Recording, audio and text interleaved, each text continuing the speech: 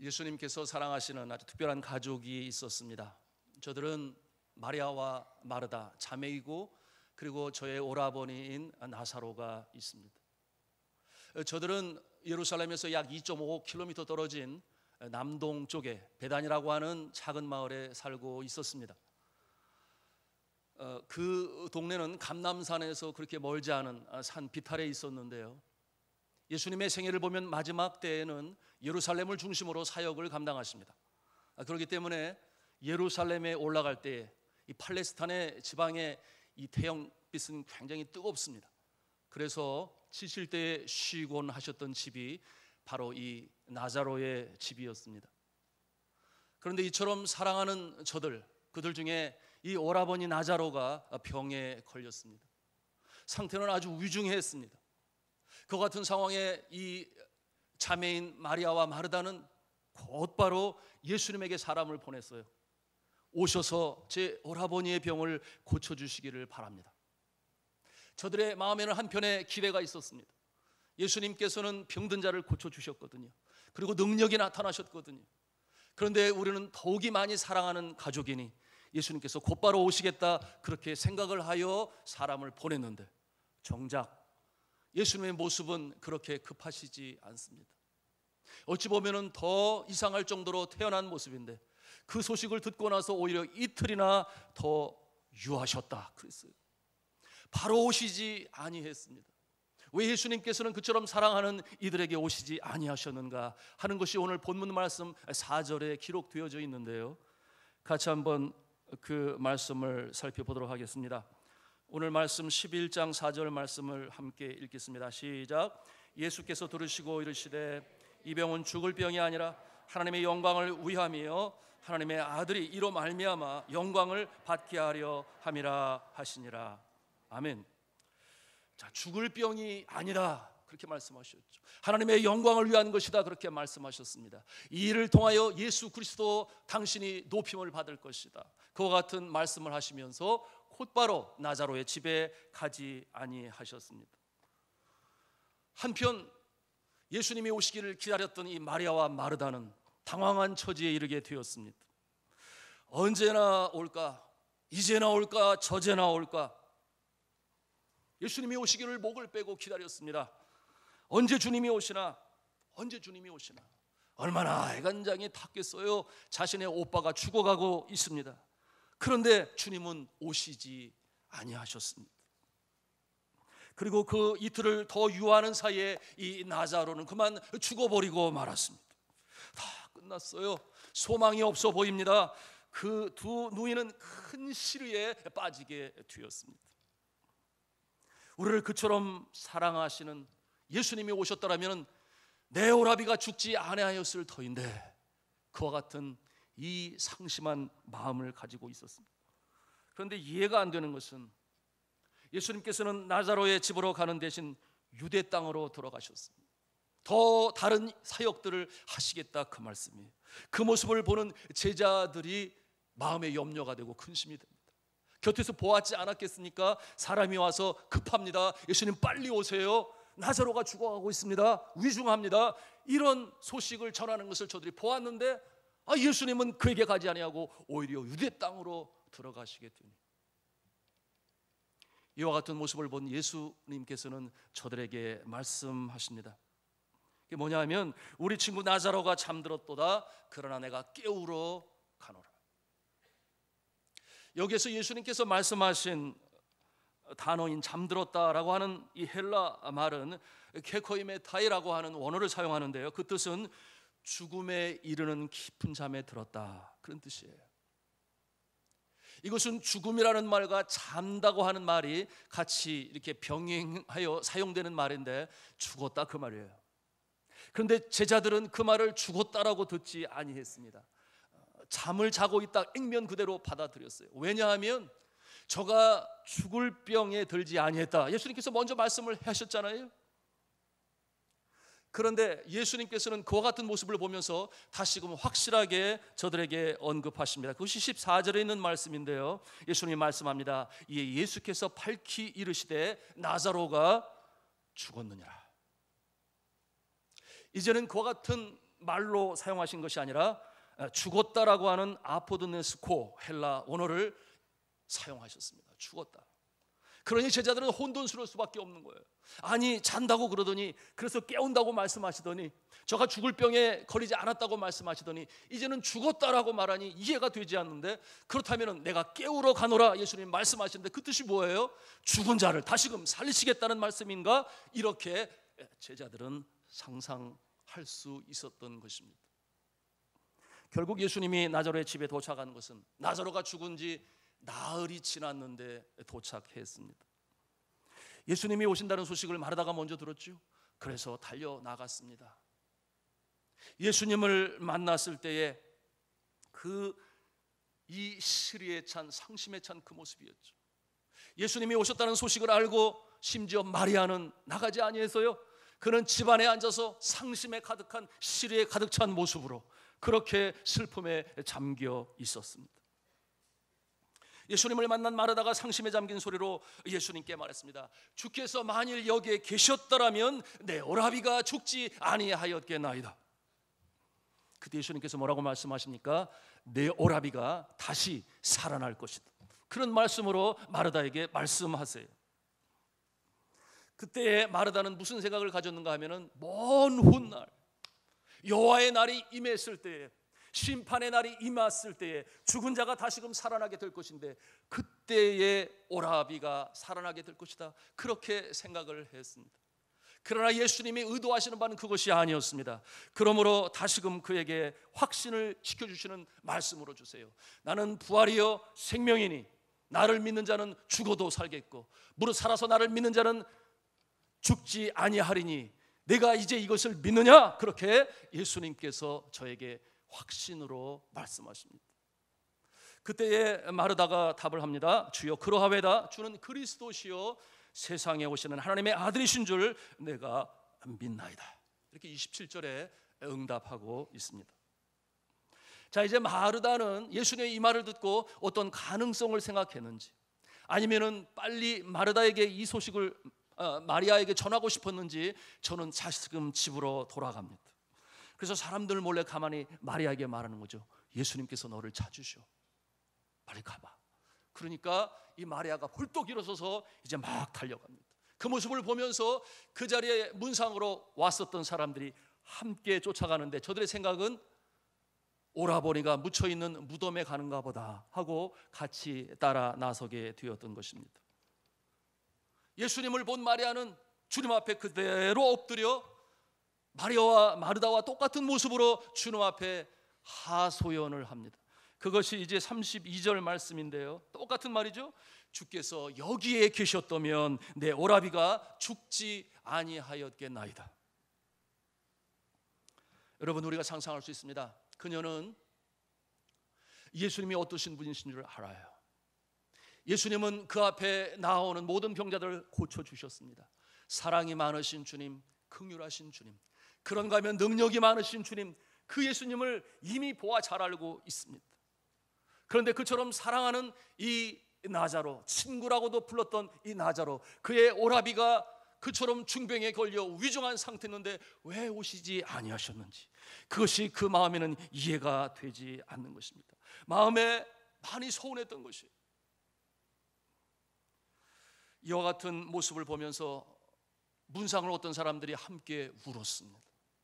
그 모습을 보면서 예수님의 마음에 아픔의 파도가 일었습니다. 그래서 말씀해 보니까 예수님께서 우셨다, 그렇게 표현하고 있어요. 예수님께서 우셨다. 여러분이 예수님께서 우신 것은 우리가 잘 알아야 되는데, 이 나자로의 죽음 때문에 우신 것은 아닙니다. 예수님께서는 이 나자로의 죽음을 통해서 하나님의 영광이 나타날 것을 이미 알고 계셨어요. 그리고 자신이 그를 이제 다시금 살리실 것이라고 하는 계획 속에 거기에 갔기 때문에 나자로의 죽음을 보고 슬퍼하며 우신 것은 아니었습니다. 그리고 이미 제자들에게도 말씀을 했습니다. 내가 그를 깨우러 가겠노라. 그 확신을 가지고 왔기 때문에 나자로의 슬픔 때문에 우신 것은 아니고, 그러나 이 나자로의 슬픔, 이 죽음 앞에 슬픔을 가지고 울었던 그 인생들, 여러분, 이 죽음이 어떻게 왔습니까? 사망에 쏘는 것이 어떻게 왔습니까? 에덴 동산의 첫 사람인 아담과 하와가 죄를 범함으로 말미암아 사망에 쏘는 것이 우리 인생에 들어왔습니다. 사람들은 당연히 죽을 것으로 알아요. 죽음 앞에 무력한 존재가 되었습니다. 좌절과 절망이, 실망이, 그래서 무기력한 모습으로 살아가는 그 운명 지어진 인생을 바라보시며 예수님께서는 슬퍼하시며 우셨던 것입니다.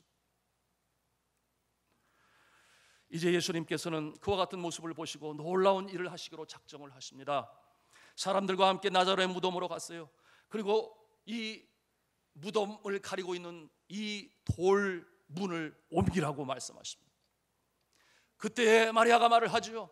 아닙니다, 예수님. 이미 장사한 지 나흘이 지나 썩은 냄새가 납니다. 그럴 수 없습니다. 그렇게 대답을 하잖아요. 그런데 예수님께서는 결국 그 문을 열게 하십니다. 그리고는 기도하셨습니다.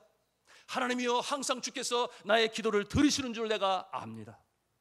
하나님이여, 내가 이처럼 기도를 하는 것은 이 둘러싼 무리들을 위함이니 저들이 믿는 역사가 있게 하여 주옵소서. 내가 하나님이 보낸 구세주임을 저들이 알게 하여 주시옵소서. 이와 같은 기도를 하나님께 드렸어요.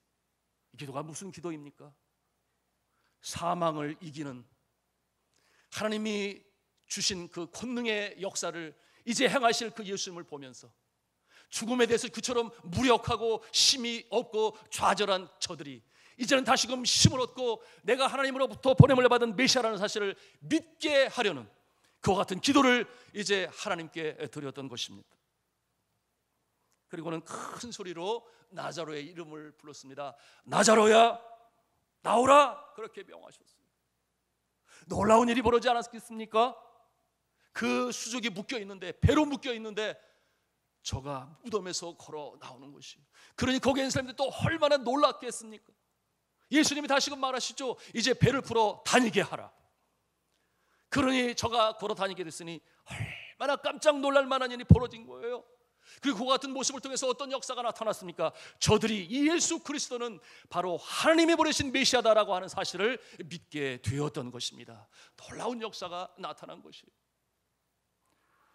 사랑하는 성도 여러분, 우리의 인생 가운데 뭐 똑같은 모습은 아니겠습니다만 비슷한 모습이 우리의 삶 가운데 있어요. 그게 뭐냐 하면 하나님의 침묵을 경험하는 것입니다. 오늘 마리아와 마르다가 그것을 경험했어요. 도무지 이해가 되지 않았습니다. 나자로가 죽어가는데 오라고 하시면 제일 먼저 오실 것 같았는데 예수님은 더디에 오신 것입니다. 우리의 신앙생활이 그럴 때가 있어요. 주께서 응답하셨으면 좋겠는데, 빨리 응답하셨으면 좋겠는데 이틀이 가고 또 3일이 가고 아니면 몇 달이 가고 또는 몇 년이 가는 그와 같은 기도 제목들이 있습니다. 그런데 변화가 없어요. 상황은 거꾸로 오히려 내려가는 것 같습니다. 더 힘들어집니다. 그러니 근심이 되고 좌절이 되고, 그러니 생각을 합니다. 정말 하나님이 살아계시기는 하신 것이야? 의심에 찬 생각을 가질 수가 있습니다. 그렇습니다. 우리가 침묵하시는 하나님을 경험할 때가 있어요. 어려운 일을 만나 간절히 주님 앞에 드리면 대부분의 기도의 제목들은 응답을 받는데, 그런데 어떤 때는 응답이 없어요. 가장 중요한 기도 제목 같은데 응답이 쉽게 오지 않아요.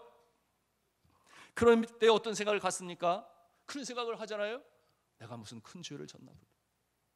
왜 응답을 해주시지 않지? 그러면서 기도하며 하나씩 둘씩 내가 범한 죄가 무엇이 있나 낱낱이 주님 앞에 아뢰며 회개를 합니다.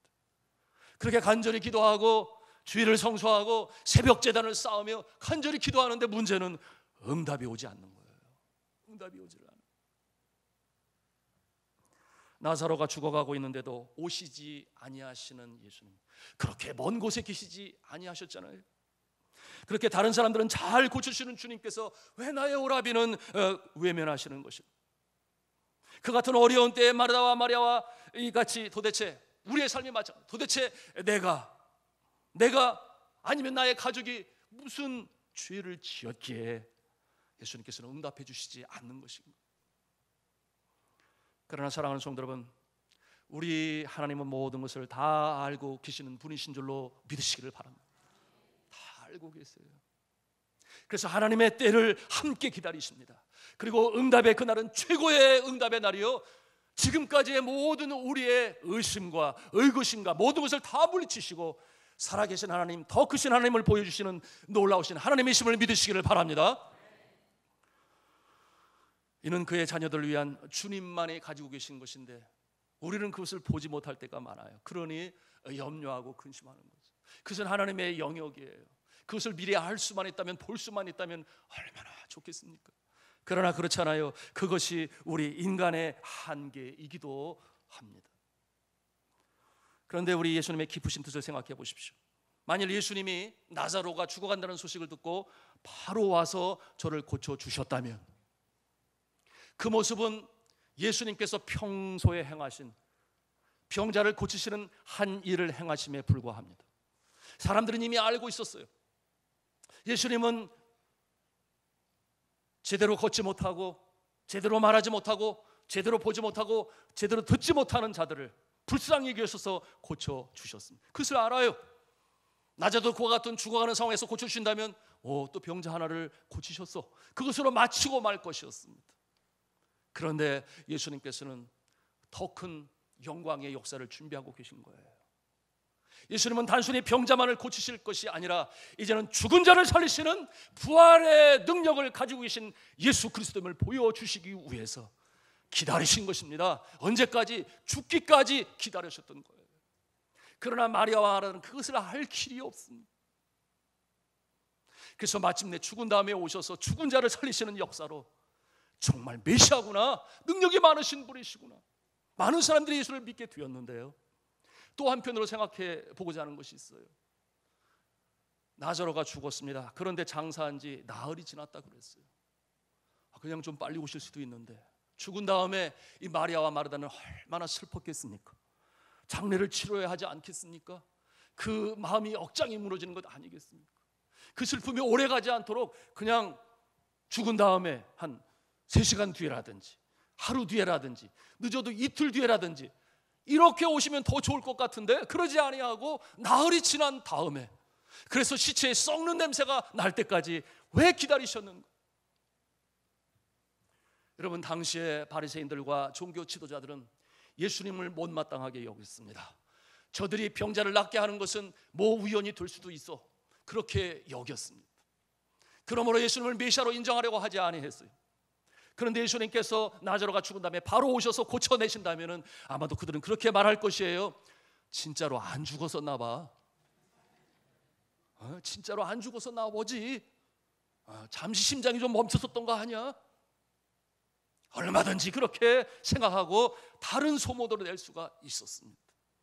이것을 안 예수 그리스도께서는 마리아와 마르다의 슬픔이 있고 그 주변의 가족들과 이웃들이 슬퍼함을 있음에도 불구하고 나흘 동안 기다리셨다가, 그래서 시체에 썩는 냄새가 날 때까지 기다리셨다가 오셔서 이제는 죽음을 생명으로 살려내시니 어느 누구도 감히 그것을 부인하거나 엉뚱한 소리 할 일이 없는 것이에요.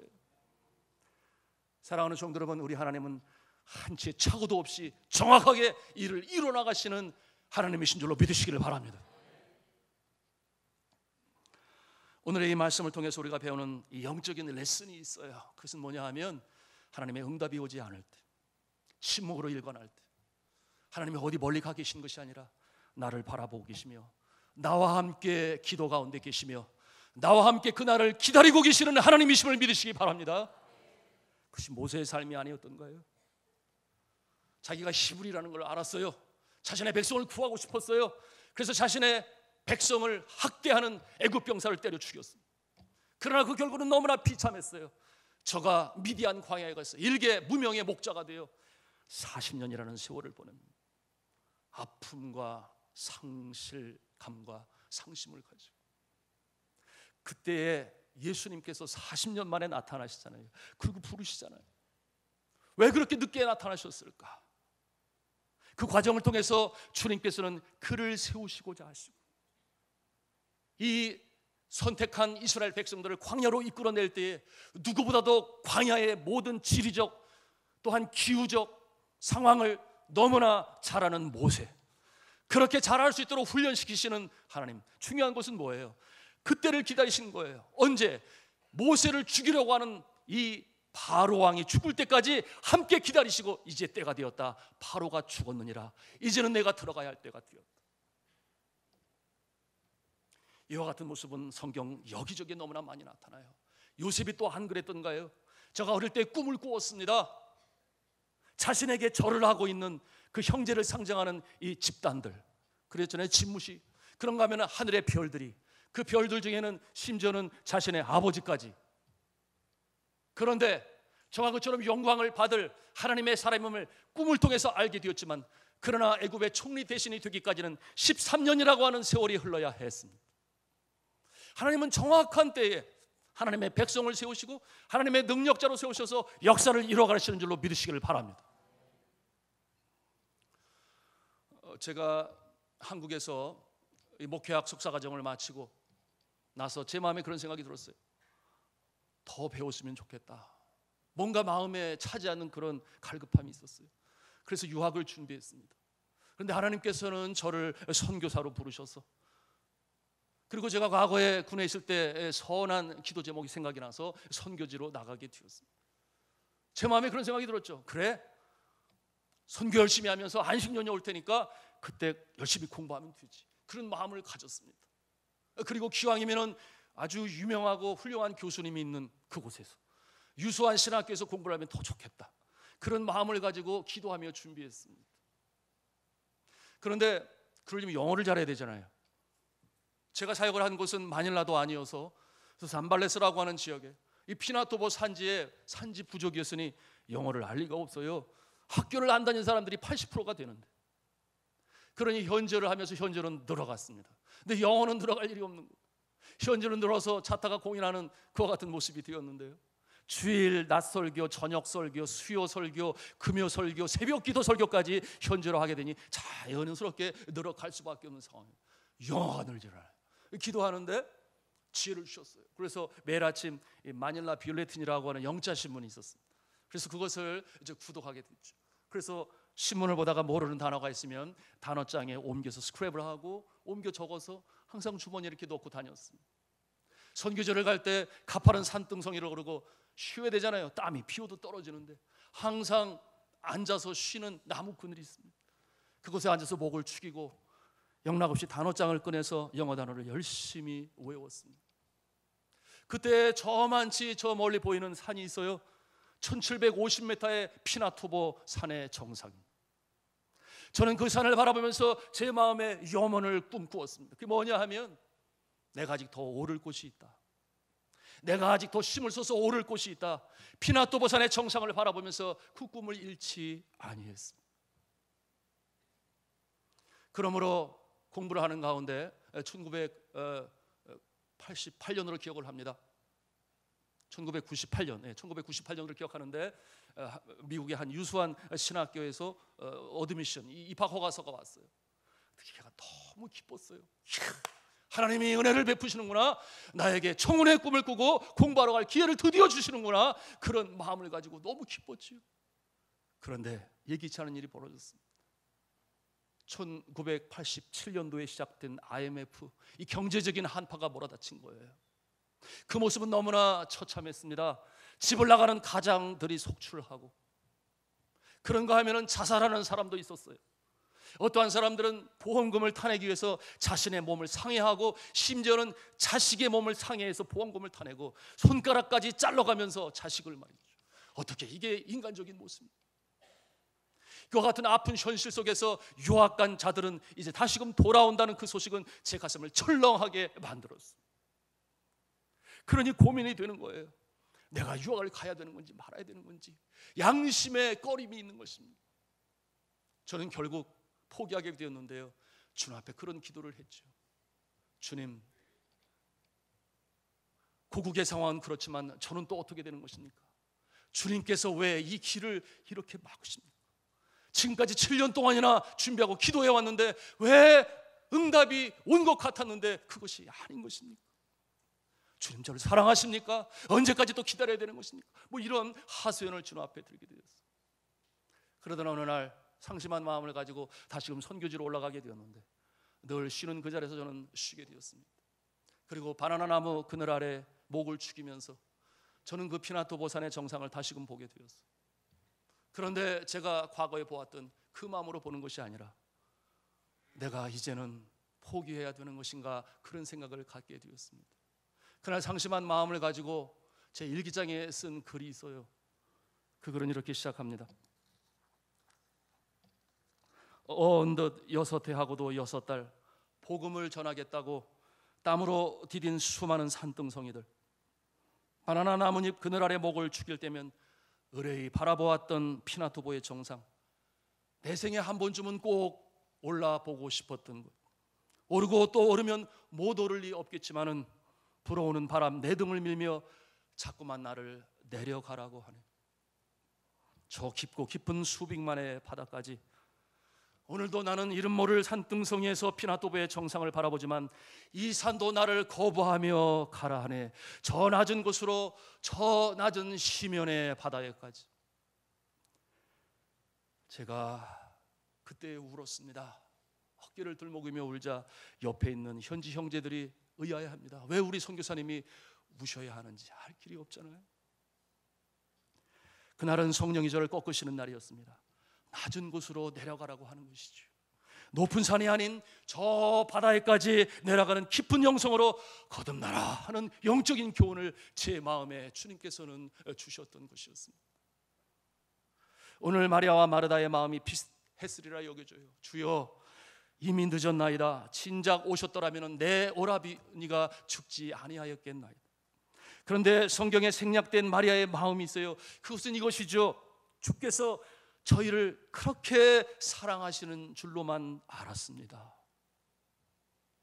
무슨 말이에요? 그런데 오시지 않는 것을 보니 어떻게 이런 일이 벌어질 수가 있겠습니까? 저의 개인 스토리는 거기서 끝나지 않습니다. 첫 번째 안식년의 공부를 접고 고국에 고통받는 성도들을 위로하며 1년을 보낸 저와 아내는 이제 제2의 선교 사역지 네팔로 들어가게 되었는데, 비행기 안에서 주께서 제 마음에 자꾸만 이 찬송을 부르게 하시는 거예요. I know the Lord will make a way for me. 주께서 내 길 예비하시네. 이제 하루하루를 주를 위해 살리라. 주께서 내 길 예비하시네. 비행시간이 6시간이나 되는데 계속해서 그 찬송을 시키시네. 그래, 주님께서 내 길을 예비하시지, 주께서 새로운 역사를 일으키시지 하는 그와 같은 소망을 가지고 비행기에서 내리게 되었습니다. 하나님께서는 그 이후로 4년 뒤에 안식년을 통해 저에게 공부할 수 있는 기회를 허락해 주셨습니다. 저는 그때 참으로 놀라운 경험을 하게 되는데요, 하나님께서 왜 기다리라 하셨는지 그 이유를 알아가기 시작했던 것이었습니다. 먼저는 제가 그처럼 원했던 이 개혁주의 신학을 공부하는 그 신학교로 저를 인도하셨습니다. 두 번째로는 그곳에 참 유명한 교수님인데, 여러분 선교사 열전이라고 하는 책을 쓰신 루스 터커라고 하는 교수님이 저의 논문 지도 교수님이 되시죠. 그런가 하면 로저 그린웨이라고 하는 이 도시 선교를 아주 또 유명하신 분이 또 저를 사랑으로 지도해 주시고, 저들이 이 선교사 과정을 얼마나 사랑해 주시는지 함께 식사도 자주 하고, 그런가 하면은 격려하고, 그런가 하면은 또한 이 장학 추천서를 써주죠. 첫 번째는 많이 고생을 했지요. 많이 고생했어요. 두 번째부터는 이 풀 스칼라십으로 전혀 어려움 없이 공부하게끔 하셨으니 그것이 너무나 감사했는데요. 그런데 깨달음이 오는 것은 어떤 순간이었냐면 그 순간이었습니다. 제가 전에 지원했던 그 신학교로 가면, 이 신학교가 LA에 있는 신학교인데 학비가 워낙 비싸요. 그런데 지금 이 간 신학교는 3분의 1밖에 되지 않아요. 제가 만약에 그 신학교로 갔으면 저는 선교지에 필요한 재정적인 지원을 아마 생각도 하지 못했을 것입니다. 그저 나 한 사람 공부하고자 그 후원비를 다 썼는지 모르겠어요. 그런데 지금의 이 신학교는 이제는 학비도 3분의 1밖에 되지 않지만 그 이듬해 해는 장학금으로 공부하게 되니 저는 그와 같은 상황에서 이 선교제 잘하는 리빙스톤 학교와 신학교에 물질을 공급하는 일에 전혀 어려움 없이 저도 공부를 하고 선교도 잘 자라나게 되었으니 얼마나 감사한지 몰라요. 이것이 은혜임을 깨달아 알게 되었습니다. 뿐만이겠습니까? 그 어려운 상황에서 이 고국 교회를 저버리지 아니하고 함께 체혈하겠다, 함께 위로하겠다, 함께 고통받겠다. IMF 시대에 주님의 이 파송교회로 돌아와서 성도들을 위로하고 격려하고 지내게 되었으니 제 마음에 양심에 꺼리는 일도 다 없어져 버리게 되었습니다. 사랑하는 성도 여러분, 우리 하나님은 한 채 착오도 없으신 하나님은 이 능력이 많으시고 우리의 길을 인도하시는 주님이신 줄로 믿으시기를 바랍니다. 이 역사를 우리가 바라본다면 하나님의 침묵을 경험하지만 우리는 낙심 속에 빠지지 아니할 것입니다.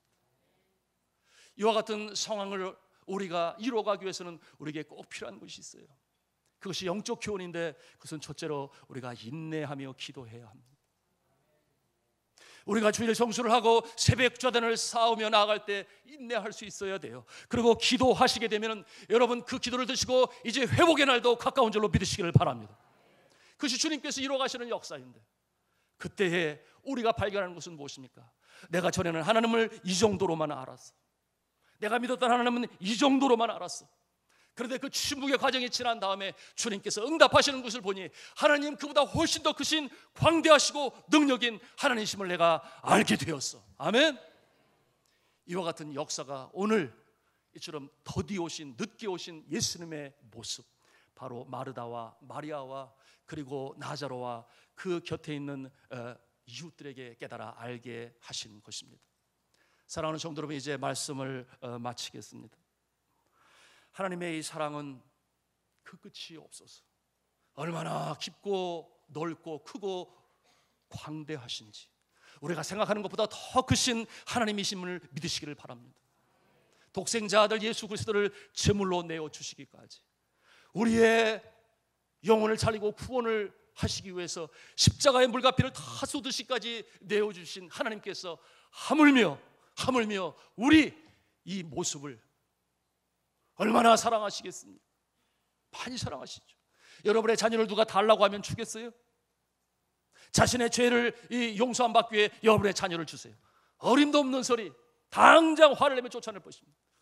그러나 우리 하나님은 독생자 예수 그리스도를 이 땅에 보내셔서 우리를 사랑하시되 끝까지 사랑하셔서 천국 백성으로 삼으셨을 뿐만 아니라 이 땅에 살아가는 동안에 기도의 응답으로 함께 하셔서 모든 상황들을 이처럼 아름답게 형통의 모습으로 더 하나님을 찬양하며 찬송하며 나가게 하시니 좋으신 하나님 되심을 믿으시기를 바랍니다. 이와 같은 모습으로 이 어려운 때를 응답이 없어 너무나 힘들어 지쳐하지 마시고 하나님의 때에 하나님의 방법으로 가장 선하신 모습으로 응답하실 거야. 승리하시는 저와 여러분 다 되실 수 있기를 주님의 이름으로 축원합니다. 기도하시겠습니다.